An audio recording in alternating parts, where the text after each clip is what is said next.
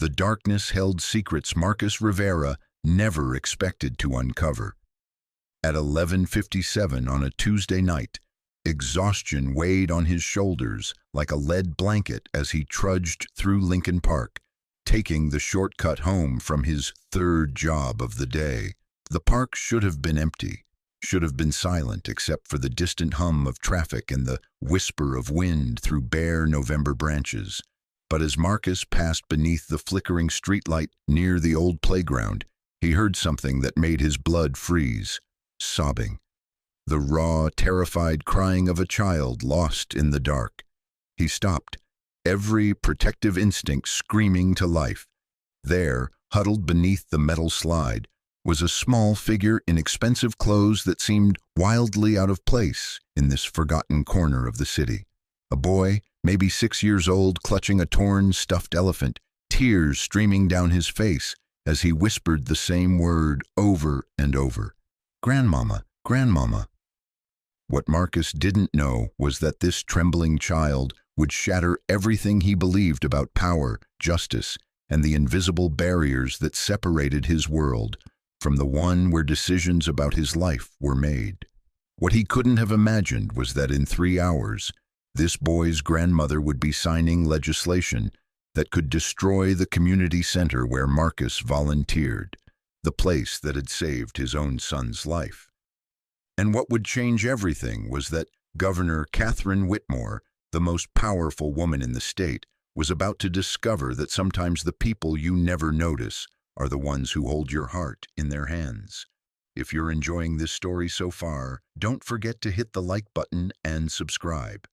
Drop a comment telling me where in the world you're watching from. I love hearing from you. Marcus Rivera had learned to move through the world quietly. At 34, he possessed the kind of invisibility that came from working jobs where people looked through him rather than at him.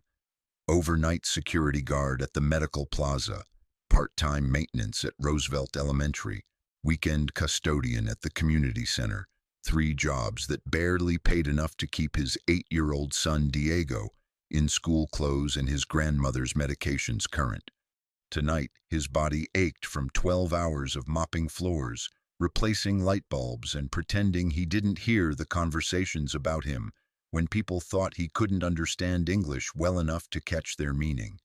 Comments about those people taking jobs, about immigrants who should be grateful for anything, about how manual labor was all some people were capable of. Marcus understood every word. He had graduated summa cum laude from Boston University with a degree in social work. But that was before the economy collapsed, before his wife Elena died in a car accident, leaving him with Diego and medical bills that consumed his credit like wildfire, before he discovered that a bachelor's degree meant nothing when you were a single father with no connections and an accent that made people assume you hadn't earned the right to dream. The shortcut through Lincoln Park saved him 15 minutes and 50 cents in bus fare. 15 minutes more with Diego before morning came and the cycle began again. 50 cents that might buy his son an extra juice box for lunch. He had walked this path 1,000 times in the past 3 years. He knew every crack in the pavement, every loose board on the playground equipment the city had forgotten to maintain, every shadow that shifted with the seasons. The park belonged to a different world during daylight hours. Mothers pushed strollers along the pathways, children shrieked with joy on the swings, joggers traced circuits around the small pond. But after dark, it transformed into something forgotten, overlooked, abandoned. Like everything else in Marcus's neighborhood, the sobbing cut through the November air like glass. Marcus stopped so suddenly he nearly stumbled, his worn work boots scuffing against the cold concrete. The sound was wrong, desperately wrong. No child should be alone in this place at this hour. "Hello," he called softly, his voice carrying just enough to be heard without startling. "Estás bien? Are you okay?" The crying intensified. Marcus followed the sound, his eyes adjusting to the shadows beneath the playground equipment. There, curled into the smallest possible ball beneath the metal slide, was a child who didn't belong in this place. The boy's clothes told the first story, a navy wool coat with brass buttons that probably cost more than Marcus earned in a month. Leather shoes that had never touched anything rougher than polished marble. Dark hair perfectly cut, though now disheveled from tears and fear. In his arms he clutched a stuffed elephant, its gray fabric torn and dirty, but it was the child's face that stopped Marcus's breath. Terror so complete it had overwhelmed exhaustion, eyes wide and unfocused, darting from shadow to shadow as if the darkness might swallow him whole. Lips moving in a whisper so broken Marcus had to kneel to understand. "Grandmama, Grandmama, I want my Grandmama." Marcus crouched slowly, making himself smaller, less threatening. He had learned this from Diego's nightmares after Elena died. Sometimes fear made the world feel enormous and adults feel like giants.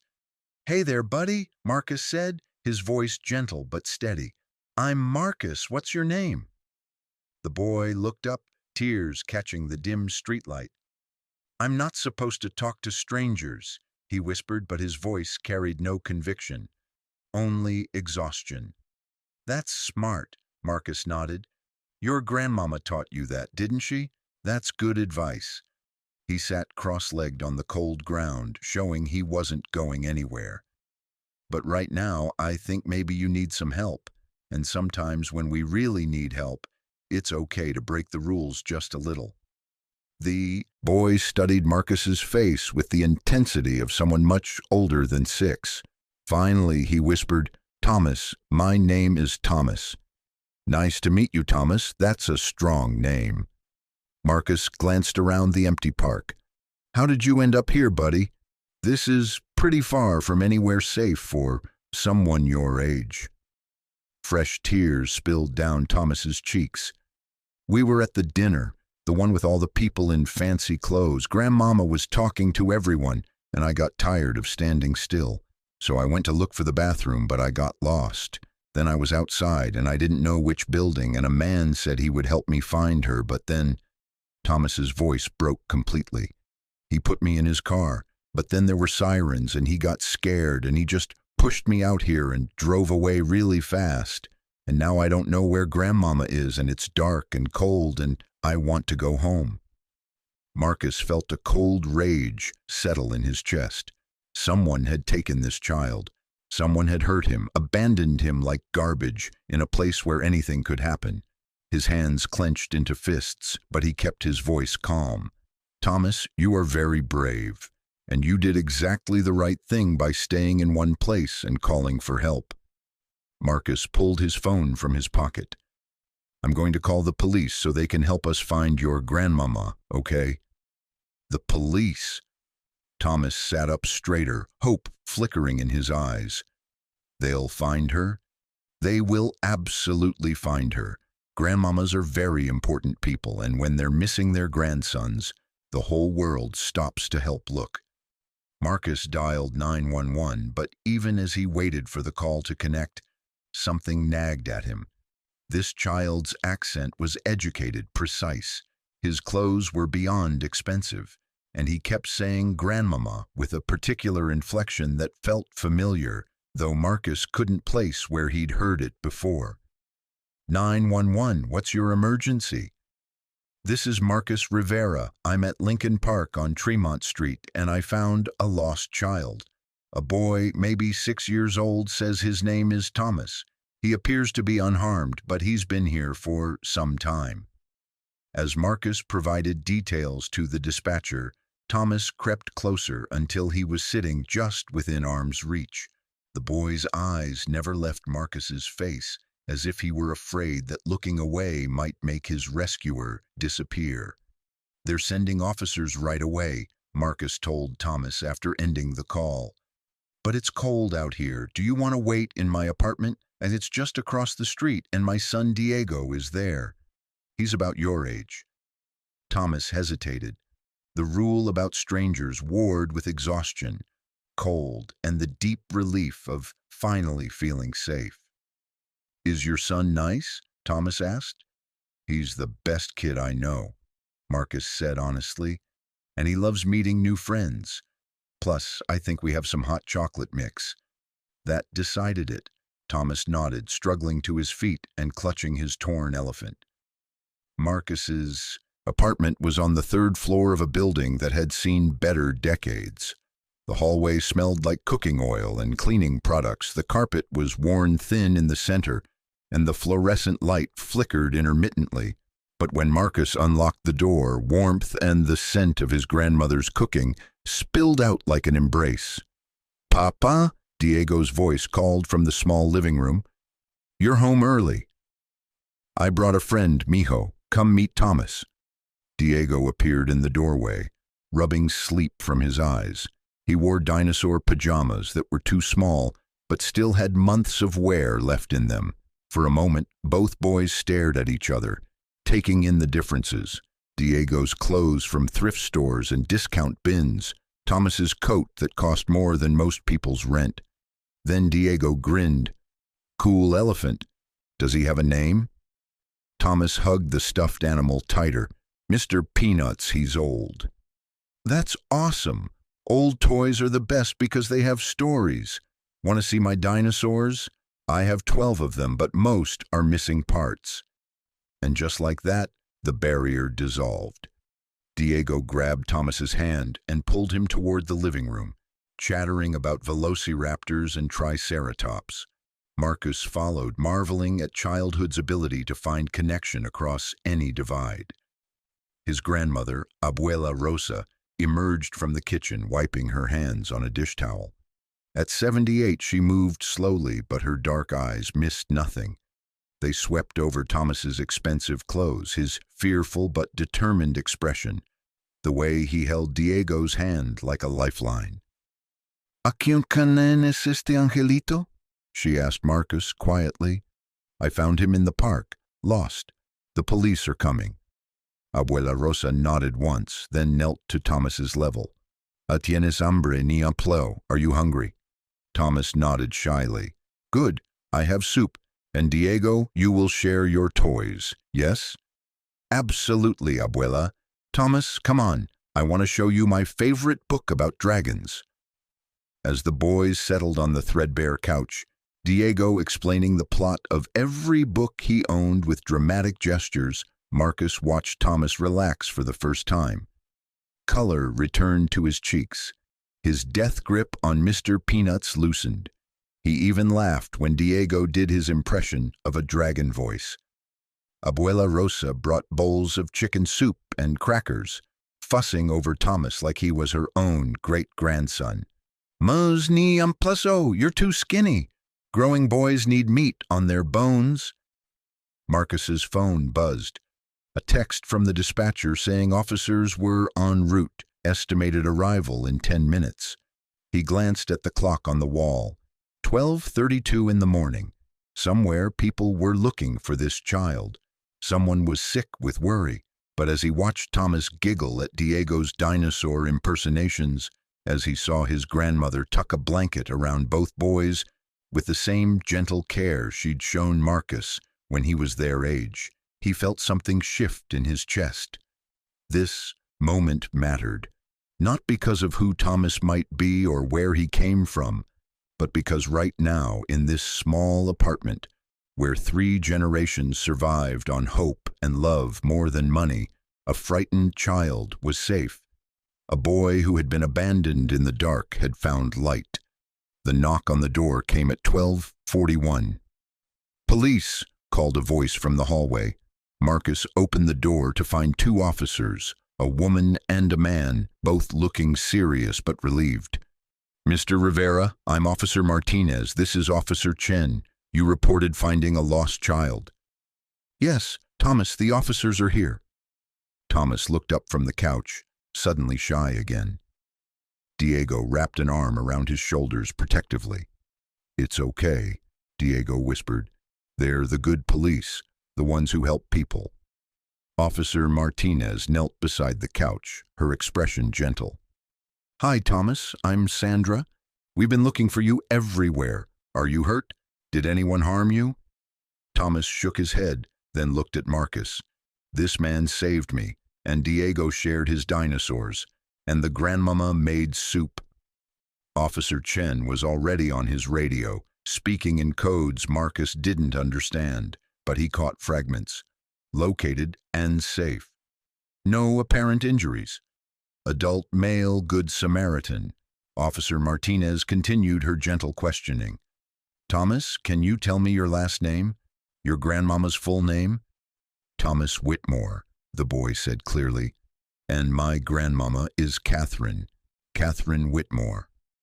The silence that followed was so complete, Marcus could hear the refrigerator humming in the kitchen. Officer Chen stopped mid-sentence on his radio. Officer Martinez's eyes went wide. Catherine Whitmore, Officer Martinez repeated carefully, as in Governor Catherine Whitmore. Thomas nodded as if this were the most natural thing in the world. She's always very busy, but she reads me stories every night when she's home. And she makes the best chocolate chip pancakes even though she burns them a little. Marcus felt the world tilt sideways. Governor Catherine Whitmore, the woman whose face was on the news every night, whose voice had announced budget cuts that closed the local library, whose signature had approved development projects that displaced families like his, the woman whose legislation tomorrow morning would determine whether the Esperanza Community Center stayed open or lost its funding forever. That Governor Catherine Whitmore. And he had just spent the last hour feeding soup to her grandson. Officer Chen stepped into the hallway, speaking rapidly into his radio. Marcus caught words like Code 1 response and immediate notification. Within minutes, Marcus could hear sirens in the distance growing closer. Thomas, Officer Martinez said gently, we're going to take you to see your grandmama right now. She's been very worried about you. Thomas looked at Diego, then at Marcus, then at Abuela Rosa, who was hovering in the kitchen doorway. Do I have to go right now? Can I finish looking at the dragon book? You can take it with you, Diego said immediately. It's my favorite, but you can borrow it. And maybe sometime you can come back and see the rest of my dinosaurs. Thomas brightened. Would that be okay? He looked at Marcus with hope that made something crack inside Marcus's chest. You're always welcome here, Thomas, Marcus said, and meant it completely. As Officer Martinez helped Thomas into his coat, he ran back to Abuela Rosa and hugged her legs fiercely. Gracias por la sopa, Grandmama Rosa, he said in careful Spanish. Abuela Rosa's eyes filled with tears. She kissed the top of his head and whispered, Vaya con Dios, Angelito. At the door, Thomas turned one more time. Marcus, will you tell Diego I said thank you for being my friend? I will, buddy. And Thomas, you were very brave tonight. Don't forget that. The officers escorted Thomas down the hallway, his small hand clutching the dragon book. Marcus watched until they disappeared around the corner, then closed the door and leaned against it. Diego appeared at his elbow. Papin, why did Thomas have to leave so fast? And why did the police officers look so surprised? Marcus knelt down and pulled his son into a hug. Thomas's grandmother is a very important person, mijo. She was scared when she couldn't find him. Are we going to see him again? I don't know, Marcus said honestly. His world is very different from ours. But even as he said it, Marcus knew something had changed. Governor Catherine Whitmore was no longer just a name on a policy paper or a face on a news broadcast. She was Thomas's grandmama, the woman who burned chocolate chip pancakes and read bedtime stories, the woman who was probably right this moment holding her grandson and crying with relief. And tomorrow morning, when she signed the legislation that would close the Esperanza Community Center, would she remember that the man who found her grandson was the same man whose neighborhood she was about to abandon? Marcus doubted it. In her world, people like him were invisible. But for one night, in a small apartment that smelled like soup and love, the grandson of the most powerful woman in the state had been safe. fed, protected, loved, and that had to matter. Somehow, it had to matter. Outside, the sirens faded into the distance, carrying Thomas back to his world of power and privilege. Inside, Diego fell asleep clutching a dinosaur, and Abuela Rosa prayed for a lost boy who had found his way home. And Marcus lay awake until dawn, staring at the ceiling, wondering if Governor Catherine Whitmore would even remember his name. Governor Catherine Whitmore had faced down hostile legislatures, budget crises, and political scandals that would have destroyed lesser careers. But nothing in 30 years of public service had prepared her for the phone call that came at 12:53 on a Tuesday night. "Governor Whitmore, this is Chief Al Reynolds, Boston Police. We have Thomas. He's safe." The words hit her like a physical blow. Catherine gripped the edge of her desk in the governor's mansion study, where she had been pacing for the past 4 hours. Phone calls flying between FBI, state police, and every law enforcement agency in New England. "Where?" Her voice came out as a croak. "Where is he? Is he hurt?" "He's unharmed, ma'am. We're bringing him to you now. ETA 15 minutes. Catherine's legs gave out. She sank into the leather chair that had belonged to 7 governors before her, and for the first time since Thomas disappeared, she allowed herself to breathe. 4 hours. 4 hours of living in a nightmare where every terrible possibility crashed through her mind like waves. Thomas taken by political enemies. Thomas hurt by someone seeking to use him against her. Thomas lost forever because she had failed at the one job that mattered more than any election, any legislation, any legacy, being his grandmother. The fundraising dinner at the Boston Harbor Hotel had been routine, a necessary evil where she smiled, shook hands, and listened to wealthy donors explain how their tax breaks would somehow benefit the working class. Thomas had been perfect as always, dressed in his little navy coat, standing quietly beside her during the endless photo opportunities, charming everyone with his polite responses and bright smile. She should have been watching him more carefully. Catherine closed her eyes, remembering the moment everything changed. She had been deep in conversation with Senator Harrison about the community development bill, the one she was scheduled to sign in 6 hours, when her assistant Margaret touched her shoulder. "Governor, we can't find Thomas." The words had seemed impossible at first. Thomas never wandered off.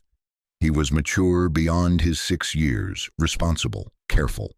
But the hotel was enormous, full of strangers, and somehow in the maze of ballrooms and corridors, he had vanished. Security footage showed him leaving the main ballroom at 8:43, walking toward the restrooms.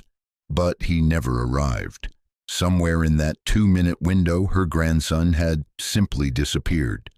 The next 4 hours had been a carefully orchestrated panic, public silence while every resource of state and local law enforcement mobilized.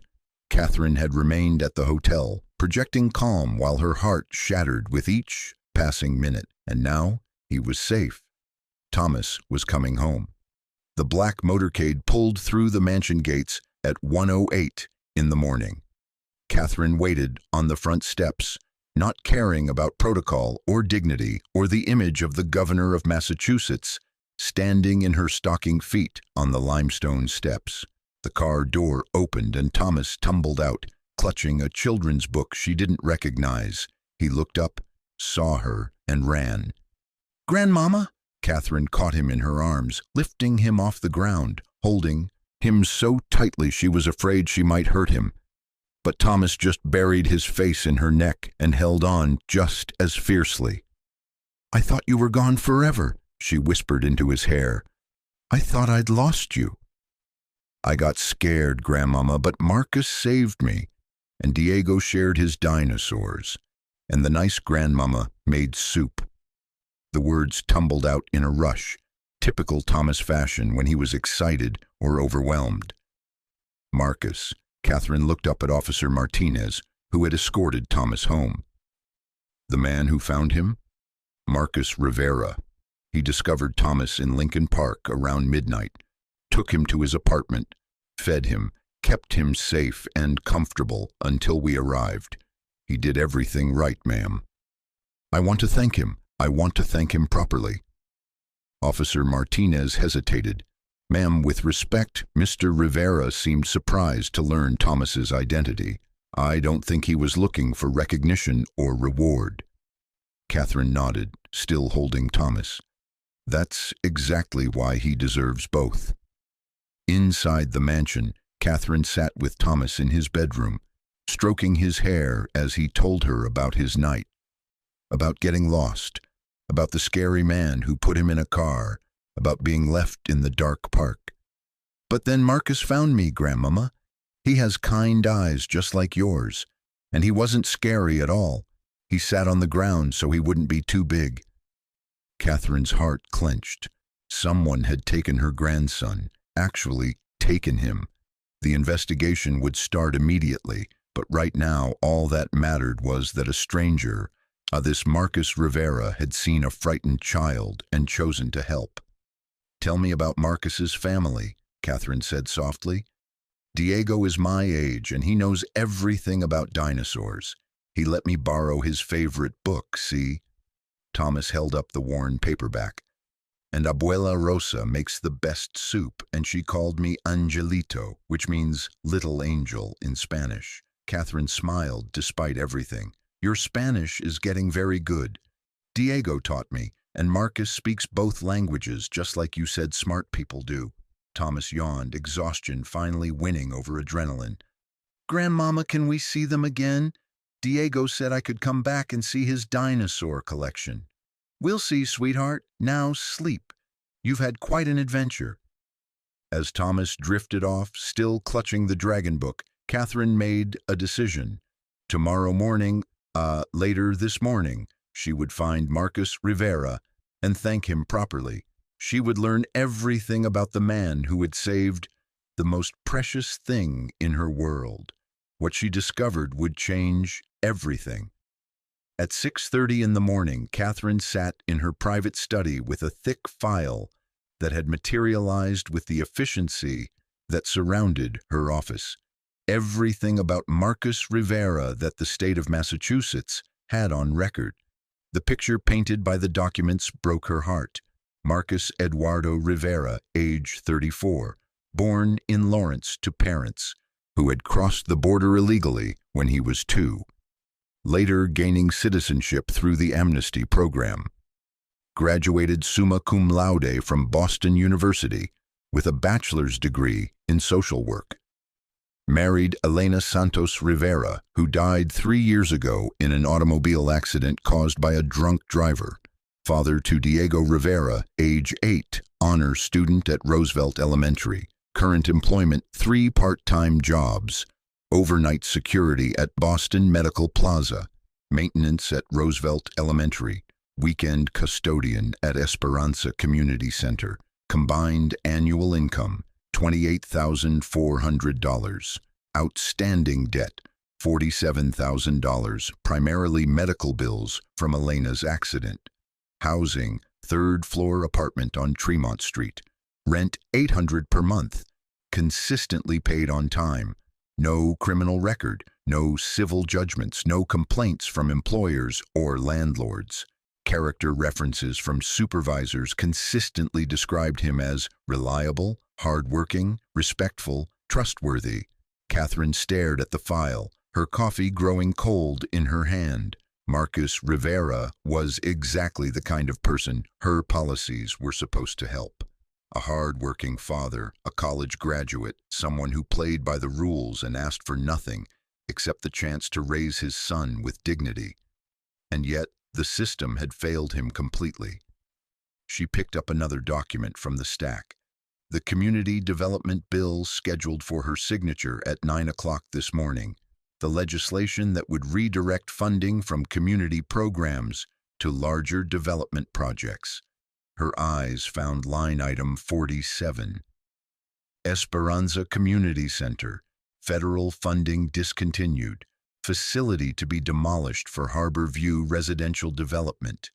the place where Marcus Rivera worked weekends, the place that would disappear today when she signed her name. Catherine reached for her phone and dialed her chief of staff. "Margaret, I need you to delay the 9 o'clock signing." "Governor, we can't. The developers are flying in from New York. The press conference is already scheduled." "Delay it," Catherine said firmly, "and I need you to set up a meeting. This morning, quietly." "With whom?" "Marcus Rivera, the man who found Thomas last night." There was a pause. "Ma'am, is that advisable? The security protocols alone—" "Margaret," Catherine interrupted, "this man saved my grandson's life. I'm going to thank him properly, and I'm going to do it today." If you're hooked on this story, make sure to subscribe and turn on notifications so you never miss an upload. Your support means everything and helps me bring you more emotional stories like this one. At 9:15 that morning, Marcus Rivera stood outside the Roosevelt Elementary School, his mop bucket in one hand, his cell phone in the other, staring at the screen in disbelief. The caller ID said Massachusetts Governor's Office. It had to be a mistake, or a prank, or possibly a scam, but he answered anyway. "Hello? Mr. Rivera, this is Margaret Chen, Chief of Staff to Governor Whitmore. The governor would very much like to meet with you this morning to thank you personally for your assistance last night." Marcus leaned against the brick wall of the school, feeling dizzy. "I'm sorry, what?" "Governor Whitmore would like to invite you to a private meeting. Would 10:30 this morning be convenient?" I have to work. I'm working right now, and then I have to pick up my son from school at 3 and—" Marcus stopped, realizing he was babbling. "Ma'am, are you sure you have the right person?" "Marcus Eduardo Rivera, Tremont Street apartment, father to Diego, employed at Boston Medical Plaza, Roosevelt Elementary, and Esperanza Community Center." Marcus's knees nearly gave out. They knew everything. "Yes, that's me. The governor will send a car for you at 10:15. The driver will wait while you finish your morning responsibilities. This is not optional, Mr. Rivera. The governor of Massachusetts wants to thank the man who saved her grandson." The line went dead. Marcus stared at his phone, then at his reflection in the school's glass doors. Rumpled khaki uniform, scuffed work boots, hands still damp from cleaning supplies.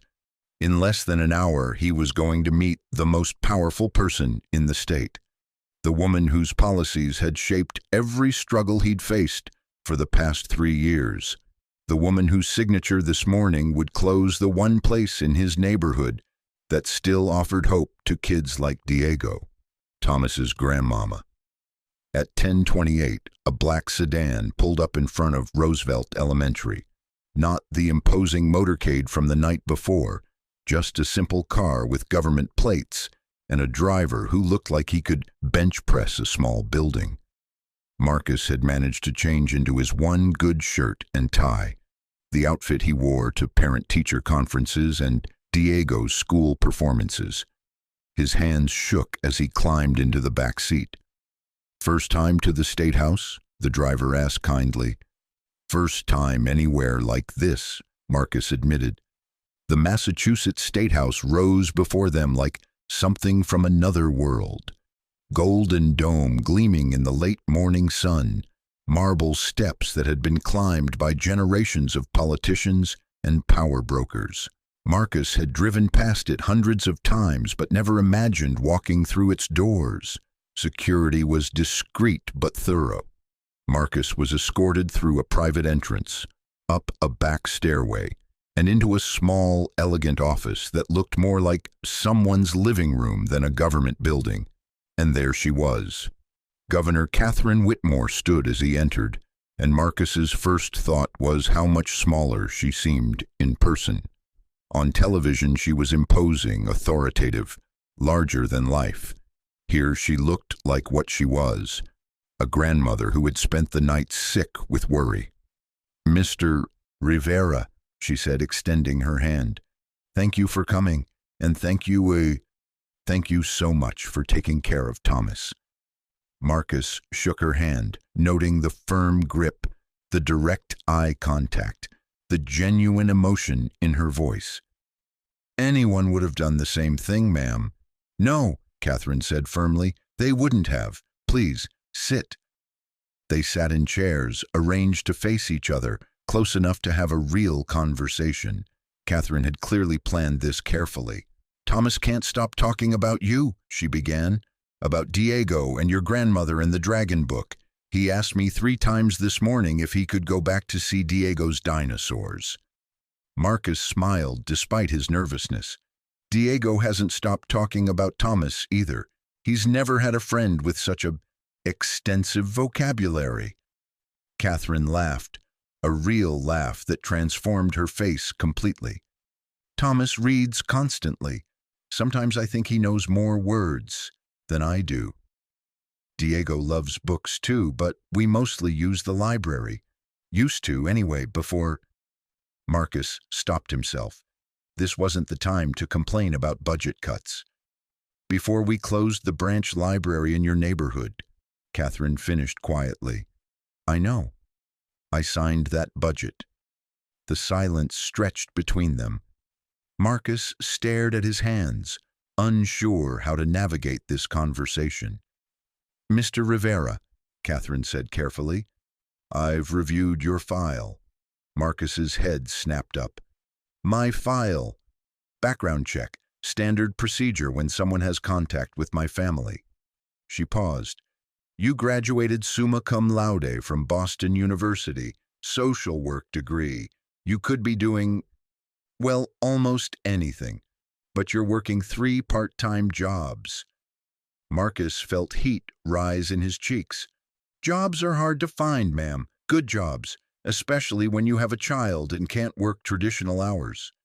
Your wife died 3 years ago. Yes, ma'am. Medical bills? Yes, ma'am. Catherine nodded slowly. And yet, last night, when you found my grandson, you didn't see an opportunity. You didn't see a chance for publicity or reward. You saw a scared child who needed help. He was terrified, Marcus said simply. He needed to be safe. That's all that mattered. Catherine studied his face for a long moment. In your social work studies, did you learn about community development, about how neighborhoods recover from economic hardship? Marcus felt like he was being tested, though he couldn't guess the right answer. Some. Mostly, I focused on family services, helping people navigate systems, connect with resources. And what did you learn about places like the Esperanza Community Center? Marcus's stomach dropped. She knew, of course she knew. They're lifelines, he said carefully. Places where kids go after school when their parents are working, where families can get help with food, with job training, with citizenship classes, where people build community. And when places like that, close, Marcus met her eyes directly. Kids get lost, families fall apart, neighborhoods die. Catherine nodded once, as if he had confirmed something she already knew. Mr. Rivera, can I tell you about my morning? Of course. I was supposed to sign a bill at 9 o'clock. Community development legislation that would redirect funding from neighborhood programs to larger projects. More efficient use of resources, according to the economists. Marcus said nothing, but his hands clenched in his lap. One of those neighborhood programs is the Esperanza Community Center, where you work weekends. Yes, ma'am. The funding would be eliminated. The building would be demolished to make room for luxury condominiums. Marcus felt the air leave his lungs. When? Today, if I had signed the bill this morning. Had signed, past tense. Catherine leaned forward. Mr. Rivera, last night you saved my grandson, but this morning you're saving something else entirely. She stood and walked to her desk, returning with a thick folder. I've been governor for 6 years. I've signed hundreds of bills, approved thousands of budget items. Most of them I sign based on reports from advisors, recommendations from departments, cost-benefit analyses prepared by people who have never set foot in the neighborhoods affected by my decisions. She opened the folder, revealing photographs. The Esperanza Community Center, but also others. Community gardens, after-school programs, senior centers. I've never met a man like you, Mr. Rivera, someone whose life would be directly impacted by my signature, but who still stopped to help a stranger's child without expecting anything in return. Marcus stared at the photographs. Ma'am, I don't understand. I'm not signing the bill. Not today, not ever. Instead, I'm proposing new legislation, the Community Investment Act. It will double funding for neighborhood programs like Esperanza. It will create job training programs for people like you, people with education and skills who just need opportunity. And it will establish a new position in my administration. Catherine pulled out a formal letter, already typed and signed.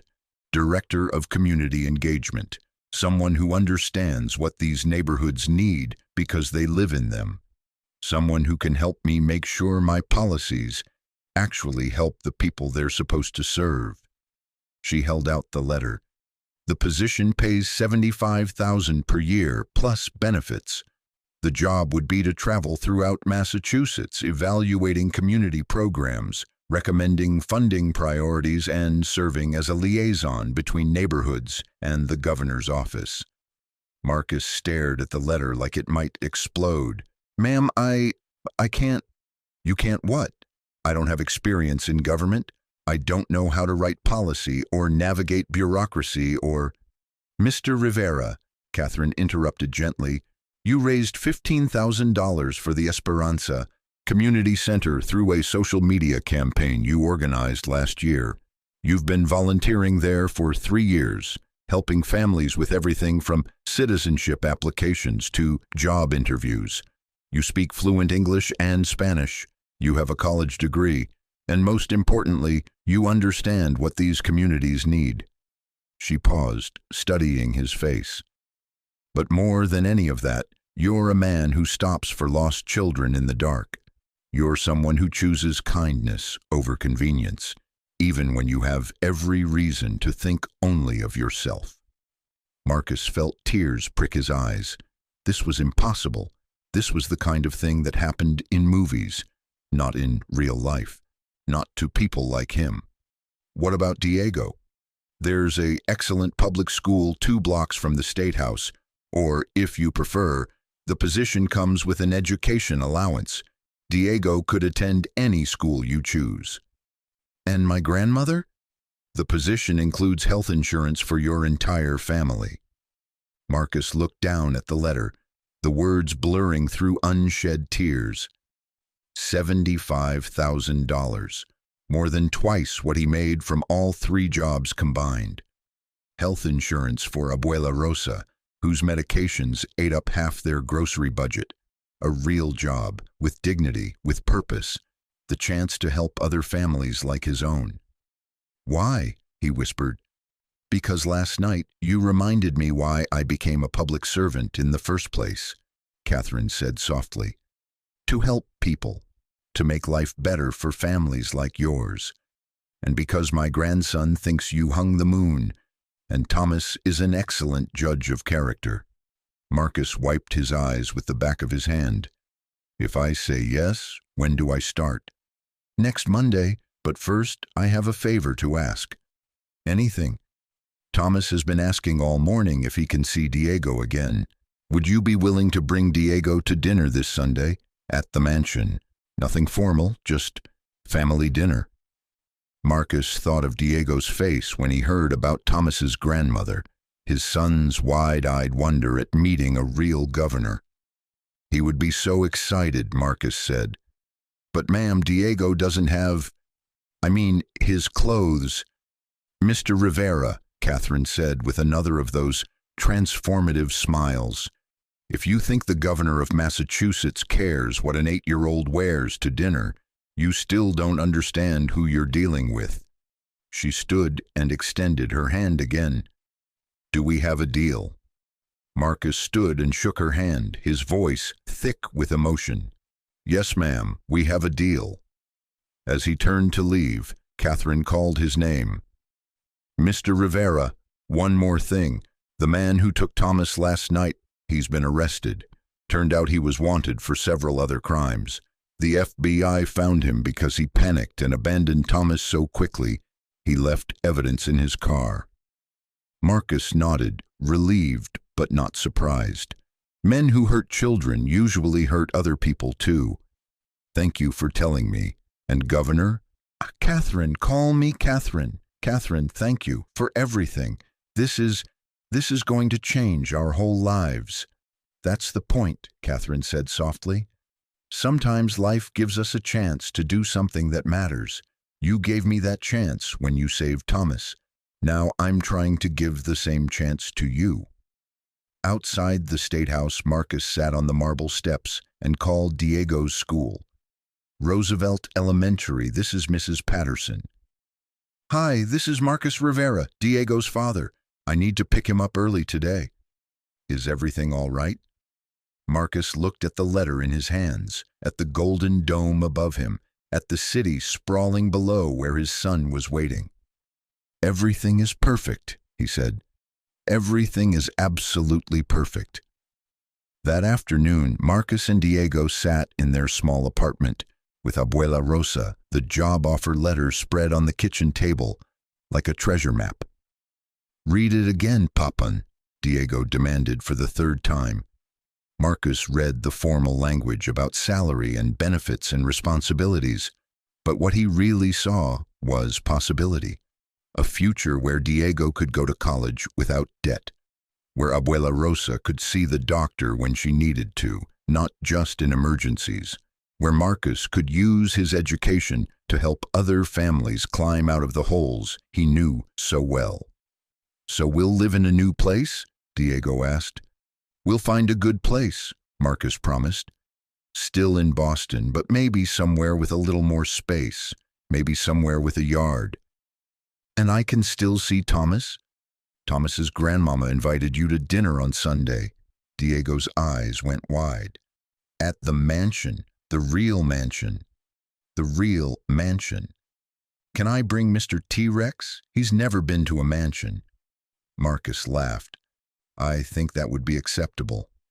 Later that evening, after Diego had fallen asleep, clutching his favorite dinosaur and dreaming of mansion dinners, Marcus sat with Abuela Rosa on their small balcony. "Mijo," she said quietly, "your mother would be so proud." Marcus felt the familiar ache in his chest. Elena should have been here for this, should have seen her husband's dreams finally coming true. "I keep thinking this can't be real," he admitted. "Things like this don't happen to people like us." Abuela Rosa took his hand in both of hers. "You think kindness is magic, that it only works for other people. But kindness is not magic, mijo. Kindness is choice. And last night, you chose to see a child who needed help instead of a problem to avoid." She squeezed his hand. "The governor, she sees what I see, what Elena saw.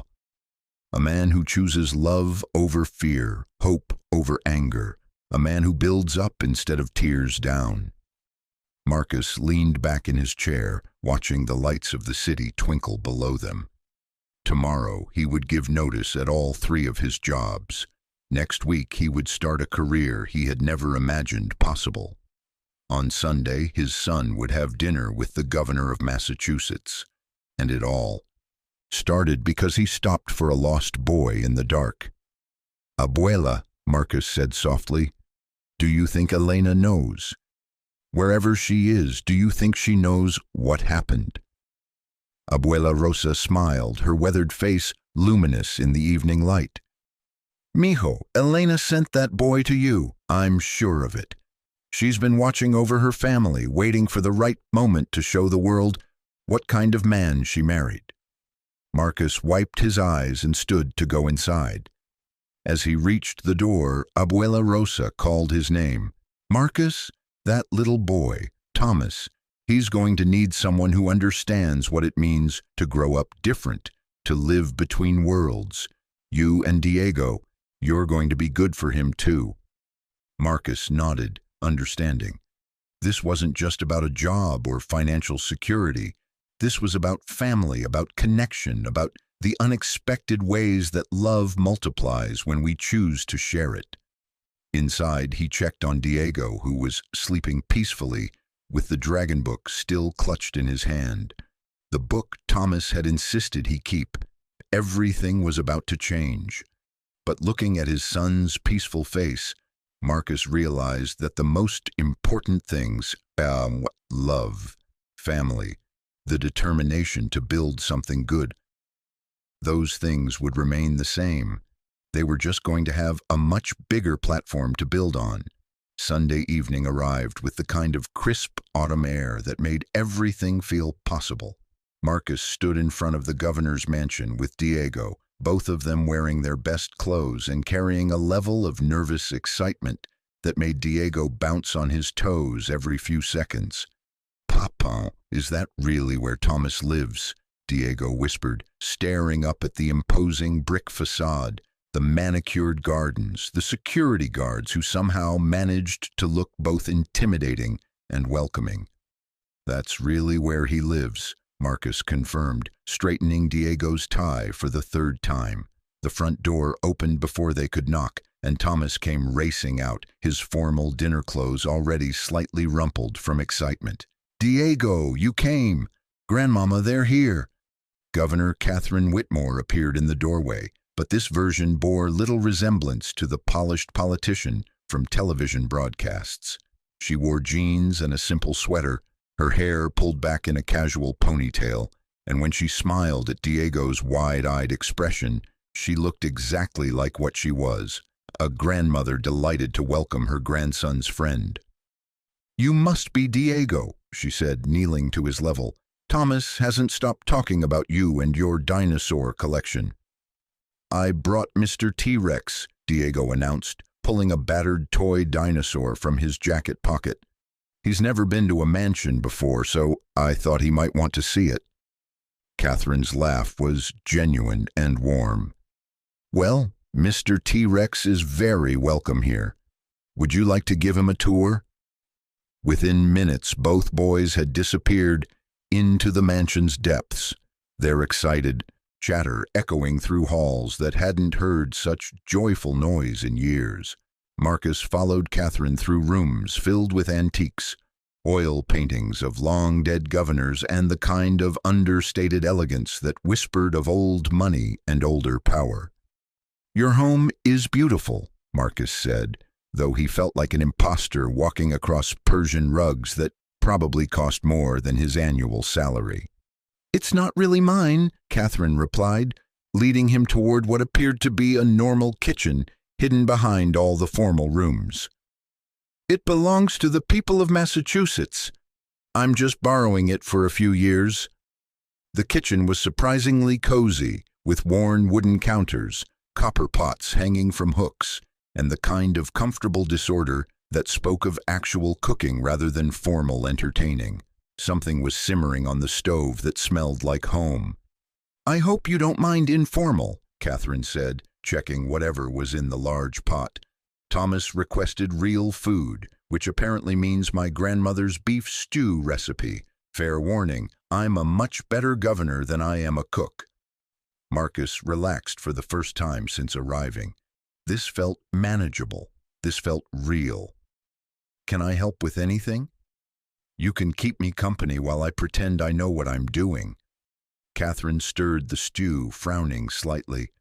"My grandmother would be appalled at how many shortcuts I've taken with this recipe, but Thomas doesn't seem to mind."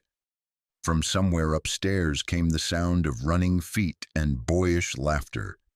"They're going to be exhausted by dinner," Marcus observed. "Good. Thomas has had trouble sleeping since Tuesday night.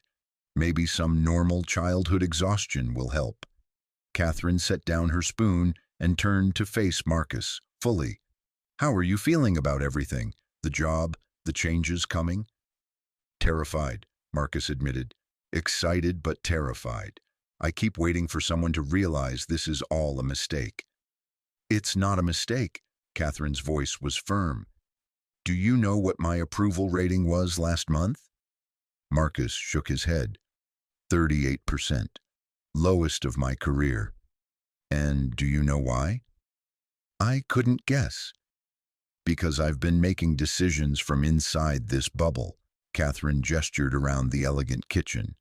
"I've been listening to advisors who've never missed a meal, economists who've never had to choose between rent and medicine, development specialists who see neighborhoods as numbers on spreadsheets rather than communities full of families." She leaned against the counter, her expression serious. "Tuesday night changed that.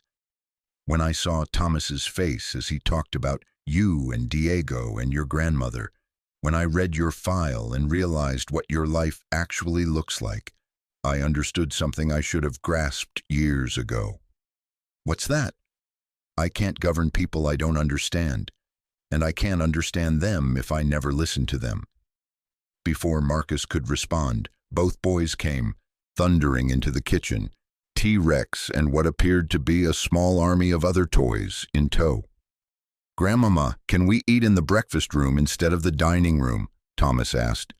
"The dining room is too fancy and Mr. T-Rex feels intimidated." "Mr. T-Rex has excellent instincts," Catherine replied solemnly. "The breakfast room it is." Dinner was a revelation. Not because of the food, though Catherine's stew was better than she claimed, but because of the conversation.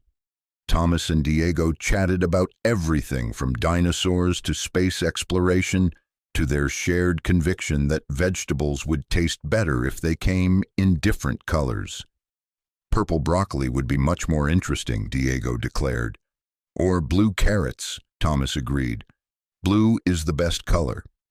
"Scientists could probably make that happen," Catherine mused. "Genetic modification, selective breeding." "Really?" Both boys stared at her with identical expressions of amazement. "Really? Though I suspect they have more important things to work on." "Like what?" Thomas asked. "Well, diseases that need curing, clean energy sources, ways to grow more food in places where people are hungry." Marcus watched the exchange with growing wonder. Here was the governor of Massachusetts having a serious conversation about agricultural science with two 8-year-olds, treating their questions with the same respect she'd show a panel of experts. "Papa works with hungry people," Diego announced suddenly. "At the community center, he helps them find food and jobs and places to live." "Does he?" Catherine looked at Marcus with genuine interest. "Tell me about that." Marcus felt heat rise in his cheeks. "It's not much, just volunteer work, helping people fill out applications, connecting them with resources." "It's a lot," Diego insisted loyally. "Mrs. Gonzalez said Papa saved her family when her husband got sick and couldn't work." "What did your father do?" Catherine asked Diego. "He helped her apply for emergency assistance, and he found her a job cleaning offices at night, so she could be home with her kids during the day. And when her husband got better, Papa helped him get into a job training program for electricians." Catherine's expression had grown very serious. "How many families have you helped like that?" Marcus shrugged uncomfortably. "I don't keep count. People need help, and if I know how to connect them with resources, why wouldn't I?" "Because most people wouldn't," Catherine said quietly. "Most people would say it's not their job, not their responsibility." "Maybe, but I remember what it felt like when Elena died and I didn't know how to navigate the system. If someone had helped me, then—" Marcus trailed off. "Someone should have," Catherine said firmly. "That's going to change." After dinner, the boys disappeared again, this time to Thomas's room to continue their dinosaur summit. Catherine and Marcus sat in her private study, surrounded by books and the kind of comfortable clutter that spoke of actual use rather than decoration. "I have something to show you," Catherine said, pulling out a thick folder. Preliminary research for the Community Investment Act. She opened the folder to reveal maps, demographic studies, budget projections, and photographs of community centers, after-school programs, and neighborhood organizations throughout Massachusetts. We've identified 47 programs that would have been eliminated under the old legislation, programs serving over 15,000 families. Marcus studied the documents, recognizing some of the locations. These places, they're lifelines for these communities.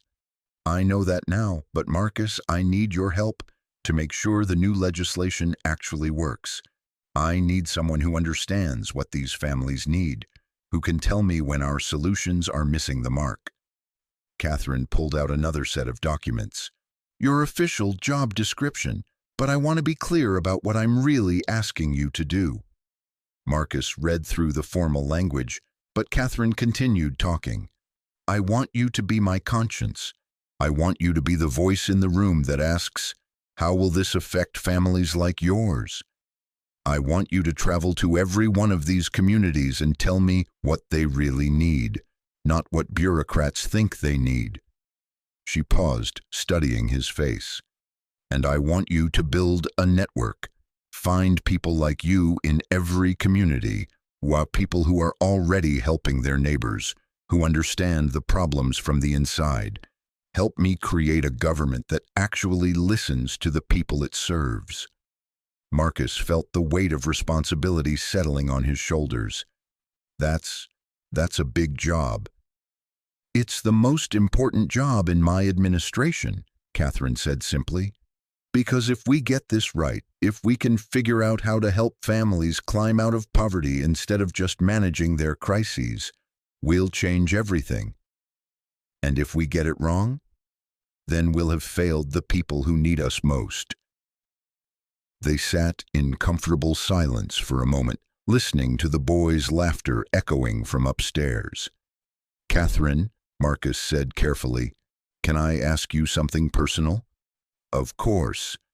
Where's Thomas's parents? I mean, if you don't mind me asking. Catherine's expression grew sad. My daughter Sarah died when Thomas was 2. Cancer. It was devastating. My son-in-law couldn't handle raising Thomas alone while dealing with his grief, so Thomas came to live with me. I'm sorry. I didn't mean to bring up painful memories. No, it's all right. Actually, it's part of why Tuesday night affected me so deeply. Catherine looked toward the ceiling where they could hear the boys playing. When Thomas disappeared for those 4 hours, I lived every parent's worst nightmare. But you lost your wife and had to keep going. You had to be strong for Diego every single day. She turned back to Marcus. I gained a grandson but lost a daughter. You lost a wife but kept your son. We both understand what it means to love someone so much that their well-being becomes more important than your own. Thomas is lucky to have you. Diego is lucky to have you. And maybe they're both lucky to have found each other. As if summoned by their conversation, both boys appeared in the doorway, slightly out of breath and grinning. Grandmama, can Diego sleep over? Thomas asked hopefully. Not tonight, sweetheart. It's a school night. But can he come back next weekend? I want to show him the library and the garden, and maybe we could make cookies. Catherine looked at Marcus, who nodded. If your father agrees, I think that sounds wonderful. Really? Diego's eyes went wide. I can come back to the mansion? Diego, Catherine said seriously, as far as I'm concerned, you're family now. You're welcome here any time. On the drive home, Diego chattered non-stop about the mansion, about Thomas's room that was bigger than their entire apartment, about the library that had more books than the school library, about Catherine's promise to teach them both how to make her famous chocolate chip pancakes. But as they pulled up in front of their building, Diego grew quiet. Papan? Yes, mijo. Is it okay that I like going to the mansion, even though we're not rich like them? Marcus parked the car and turned to face his son. Diego, having money doesn't make someone better or worse than anyone else. What matters is how we treat each other. And Catherine and Thomas, they treat us with kindness and respect. That's what makes them good people. So it's okay to be friends with rich people? It's okay to be friends with good people, no matter how much money they have. Diego nodded thoughtfully. I'm glad Thomas got lost in our park. Marcus smiled. Me too, mijo, me too. Over the next month, Marcus's life transformed completely. His first day at the State House was overwhelming, our office with actual windows. Secretary who called him Director Rivera. Meetings with department heads who listened respectfully to his opinions. But gradually, he found his footing. His first official trip was back to his own neighborhood to evaluate the Esperanza Community Center and recommend improvements. Standing in the familiar halls with a state government badge, interviewing the same volunteers who had watched him struggle to pay his bills just weeks earlier felt surreal, but it also felt right. So you're really working for the governor now? Asked Maria Santos, who ran the after-school program. I'm working for communities like this one, Marcus corrected. The governor just signs my paychecks. The report he submitted recommended tripling the center's funding, adding job training programs, and establishing a satellite health clinic. Within 2 weeks, Catherine had approved all of it. How did you know this would work? She asked during one of their weekly meetings. Because I asked the people who use the services what they actually need, Marcus replied. Revolutionary concept, Catherine laughed. Revolutionary in government, unfortunately. The Community Investment Act passed the legislature with bipartisan support in December. The signing ceremony was held at the Esperanza Community Center, with Marcus, Diego, and Thomas in the front row as Catherine put her signature on legislation that would transform communities across Massachusetts. This law exists, Catherine said in her remarks, because one man chose to help a lost child in the dark, because that man understood that our strength as a society comes from how we treat the most vulnerable among us. She looked directly at Marcus as she continued. It exists because kindness matters, because paying attention to each other matters, because every family deserves a chance to build something good. After the ceremony, as photographers captured images of the governor shaking hands with community leaders, Thomas and Diego snuck away to the playground behind the center. Marcus found them there an hour later, taking turns pushing each other on the swings. Having fun? He asked. The best, Diego replied. Thomas says next week we're going to make cookies with Catherine and learn about how laws get made. And Diego's going to teach me about dinosaurs, Thomas added. Did you know they had feathers? Some of them anyway. Marcus sat on the bench nearby, watching his son play with the grandson of the most powerful person in the state, as if they were just two kids from the same neighborhood, which in all the ways that mattered, they were. 6 months later, Marcus stood on the stage of Boston University's graduation ceremony, preparing to receive an honorary doctorate in public service. The same institution where he had struggled to pay tuition now wanted to honor his work in community development. In the audience sat his extended family, Diego and Abuela Rosa in the front row, Catherine and Thomas just behind them, and scattered throughout the auditorium, dozens of people whose lives had been touched by the programs Marcus had helped create. The university is proud to recognize Director Marcus Rivera, the president announced, whose innovative approach to community engagement has become a national model for effective governance. As Marcus walked across the stage, he thought about the night that started everything, a terrified child in a dark park, a simple choice to stop and help. He thought about Elena and hoped somehow she knew that their son was growing up in a world where kindness was rewarded, where helping others led to opportunities rather than obstacles, but mostly he thought about Diego and Thomas, who were probably planning their next adventure, even as they watched their fathers receive recognition for work they considered simply the right thing to do. The real transformation wasn't in Marcus's career or Catherine's approval ratings or even the thousands of families helped by the new legislation. The real transformation was in two boys who had learned that friendship could cross any divide, that differences in background mattered less than similarities in heart, and that the most powerful force in the world was adults who chose to listen to children and take their dreams seriously. After the ceremony, Catherine found Marcus in the reception hall. "Congratulations, Dr. Rivera," she said with a grin. "That still sounds weird," Marcus admitted. "Get used to it. I have news. The White House called. They want to know if you'd be interested in heading up a national community development initiative." Marcus nearly choked on his punch. "What?" "Apparently, Massachusetts has become the model everyone wants to copy. They want the architect of the Community Investment Act to help implement similar programs nationwide." That's incredible. But Catherine, I can't leave Massachusetts. Not when we're just getting started here." Catherine's smile grew wider. "Who said anything about leaving? They want to base the program here.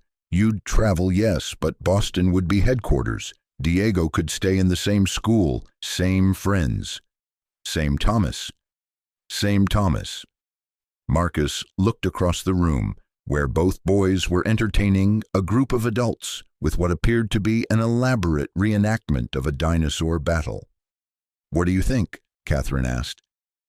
"I think," Marcus said slowly, "that sometimes the universe has a sense of humor." "How so?" 2 years ago, I was invisible. A janitor, a security guard, someone people looked through instead of at. And now the federal government wants my opinion on how to help families climb out of poverty." "You were never invisible," Catherine said firmly. "You were just surrounded by people who weren't paying attention, the right kind of attention." She paused, watching Thomas and Diego's performance. "You know what the real miracle is? It's not that you got the job, or that the legislation passed, or even that thousands of families have better lives now. What's the real miracle?" Catherine gestured toward the boys. "It's that in a world that seems designed to keep people separated by class, race, geography, political affiliation, 2 children found each other and decided none of that mattered. They're going to grow up knowing that friendship is possible across any divide. And they're going to change the world." "They already have," Catherine said softly. "They just don't know it yet." That evening, as Marcus tucked Diego into bed in their new apartment, larger now, with a yard where Thomas could visit and 2 boys could play, Diego asked the question he'd been asking for months. "Papa, do you think Mama knows about all the good things that happened?" Marcus sat on the edge of the bed, smoothing Diego's hair. "I think she does, mijo. I think she's very proud of both of us." "I hope so. And Papa?" "Yes? I'm glad you stopped for Thomas that night." "Me too, mijo. Me too." Outside, the city lights twinkled like stars, and somewhere in the governor's mansion, another little boy was drifting off to sleep, clutching a dinosaur book and dreaming of adventures with his best friend. 2 families brought together by chance and bound together by choice were changing the world one small kindness at a time. And sometimes, Marcus thought as he turned off the light, that's how the most important changes happen, not through grand gestures or dramatic moments, but through ordinary people choosing to see each other's humanity and deciding that love is more powerful than fear, that connection matters more than convenience, and that every child deserves to be safe. Even lost children in dark parks at midnight. Especially lost children in dark parks at midnight, because sometimes when we save someone else, we save ourselves too. Thank you so much for watching until the end. If you loved this story, check out the other videos on your screen now. I think you'll really enjoy them, and don't forget to subscribe if you haven't already. See you in the next story.